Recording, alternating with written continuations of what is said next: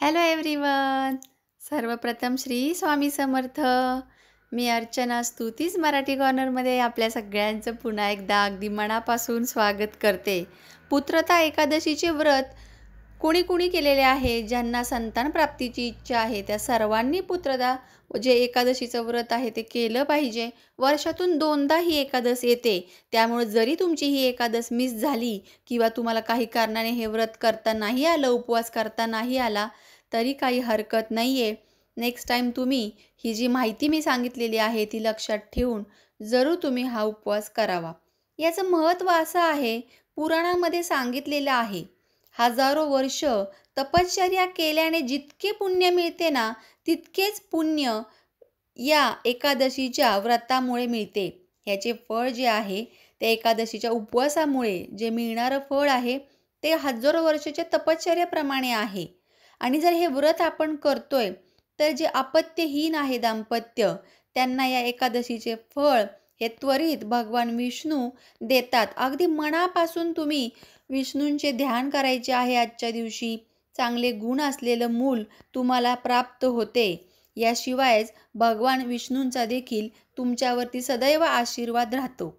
कारण भगवान विष्णूची सर्वात आवडती तिथी श्रावण महिन्यातील ही पुत्रदा एकादशीची तिथी आहे. आता ज्यांना ज्यांना या व्रताचा उपवास वगैरे करायचा आहे, विधी करायचा आहे, त्यांनी दोघांनी देखील श्री विष्णूच्या पूजनाचा संकल्प करायचा आहे. सकाळी लवकर उठून नित्यकर्म आटोपल्यानंतर संकल्प घेतल्यानंतर सकाळी दोघा पती पत्नीने शुचिर्भूत होऊन संकल्पानंतर आम्हाला संतान प्राप्ती व्हावी यासाठी आम्ही हे व्रत करत आहोत व चौरंगावर स्थापन केलेल्या श्री विष्णूच्या किंवा घरातील बाळकृष्णाच्या मूर्तीवर षोडशोपचारे पूजन करायचं आहे विष्णू सहस्त्रनाम लावून. आणि अभिषेक झाल्यानंतर किंवा अभिषेक करताना देखील तुम्ही ओम नमो भगवते वासुदेवाय या मंत्राचा जप करायचा आहे. जास्तीत जास्त उच्चार करायचा आहे, 108 वेळा किंवा 11 वेळा, 21 वेळा, अशा प्रकारे तुम्ही या मंत्राचा जप करायचा आहे. या पुत्रदा एकादशीची तुम्हाला मी नेहमी जशी एकादशीला कथा सांगते, ती कथा सांगते. कारण या कथेचे एवढे महत्त्व आहे की साधारणतः तुम्ही नुसते ऐकली जरी कथा, तरी या व्रताचे फळ तुम्हाला प्राप्त होते. म्हणूनच तुम्हाला मी ही कथा नेहमी एकादशीला सांगत असते, प्रत्येक एकादशीचे महत्त्व. चला बघूया आपण आपली काय कथा आहे. पण तत्पूर्वी आपल्या चॅनलवर जर नवीन असताल, अजून सबस्क्राईबच केलेलं नाही आहे, तर जरूर सबस्क्राईब करा.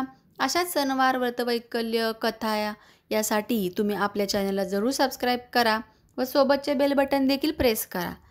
श्रावणामध्ये जी पुत्रदा एकादश येते त्याची अशी कथा आहे की एकदा द्वापार युगामध्ये, जो द्वापार युगाचा आरंभ होता, तेव्हा त्या एका नगरीमध्ये महिष्मती नावाची नगरी होती.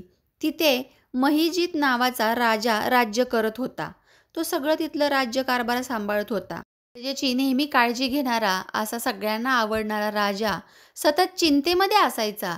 याचं कारण काय, तर राजाला हे दुःख होतं की तो पुत्रहीन होता आणि त्याचं राज्यकारभार पुढे चालवण्यासाठी त्याला पुत्र व्हावा अशी त्याची मनोमन खूप इच्छा होती. त्याचं असं म्हणणं होतं की ज्याला कसलीच संतान नाही आहे, मुलगा किंवा मुलगी, त्याचं जगणं या लोकामध्ये किंवा परलोकामध्ये देखील दुःखदायकच असते.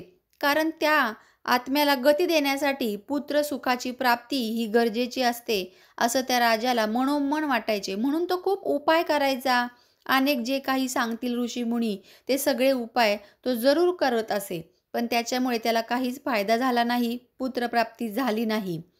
वृद्धावस्था लवकर जवळ येत होती. त्यामुळे राजाने एके दिवशी त्यांच्या प्रतिनिधींना सगळ्यांना एकत्र बोलवून विचार विनिमय केला. तेव्हा त्यामध्ये सगळेजण असेच म्हणत होते की राजा एवढा चांगला आहे, कधी कोणाचं मन दुखवलेलं नाहीये, नेहमी धर्माचं पालन केलेलं आहे, सदैव प्रजेचं रक्षण केलेलं आहे आणि असा निर्दोष असणारा राजा, याला संतानाचं सुख का नाही भेटलेलं. यामुळेच ते जे प्रतिनिधी होते त्यांनी विचार केला की आपण जंगलामध्ये जाऊन मोठमोठे जे आहेत ऋषीमुनी त्यांचे दर्शन घेऊन त्यांनाच आपण या समस्येचं निराकरण विचारूया. म्हणून राजा महिजित आणि त्याचे जे आहेत प्रतिनिधी, ते सगळ्यांनी, मंत्री वगैरे जे आहेत, त्यांनी वनामध्ये आपले प्रस्थान केले. तिथं राजाची जी मनोकामना आहे ती पूर्ण होण्यासाठी मोठे मोठे ऋषी मुनी जे होते त्या सगळ्यांचं दर्शन घ्यायला सुरुवात केली. एका आश्रममध्ये जे आश्रम असतात ऋषी मुनींचे, तिथे त्यांना शोध घेता घेता एक अत्यंत वयोवृद्ध असे पण धर्माचं ज्ञान असणारे महान तपस्वी असे महात्मा लोमेश मुनी म्हणजे लोमेश ऋषी त्यांना दिसले. त्या आश्रमात मंत्री गेले व अगदी विनम्रतापूर्वक नमस्कार करून त्यांनी आपल्या राजाची सर्व हकीकत सांगितली, काय समस्या आहे ती सांगितली आणि कृपा करून या समस्येचे निराकरण करा, असं विनम्र अभिवादन केलं. तेव्हा लोमेश ऋषींनी ध्यान लावून त्यांचा मागचा जन्म बघितला, मागच्या जन्मामध्ये काय चुका झालेल्या त्या पाहिल्या. तेव्हा त्यांना असे आढळून आले की राजा महिध्वज जे आहेत आत्ता, ते पूर्वीच्या जन्मी मोठे व्यापारी होते आणि व्यापारासाठी प्रत्येक नगरानगरांमधून ते जात असत व तेव्हा ते अत्यंत लोभी होते आणि लोभी असल्याकारणाने ते धनसंचयासाठी नेहमी अनेक वाईट गोष्टींचा, वाईट मार्गांचा अवलंब करत होते व धनाचा संचय करत होते.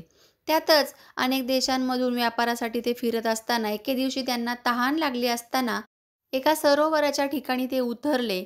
तिथे नुकतीच जन्म दिलेलं बछडं आणि ती गाय नदीच्या सरोवरी पाणी पीत होते व ते पाणी पित असताना गाय, बछडं त्यांनी घाबरवून हाकलवून लावले व स्वतः पाणी पिण्याला जास्त महत्त्व दिले व अत्यंत भयभीत झालेलं ते गाय व बछडं तिथून पळून गेले. तर याचाच दोष त्यांना तिथे लागला.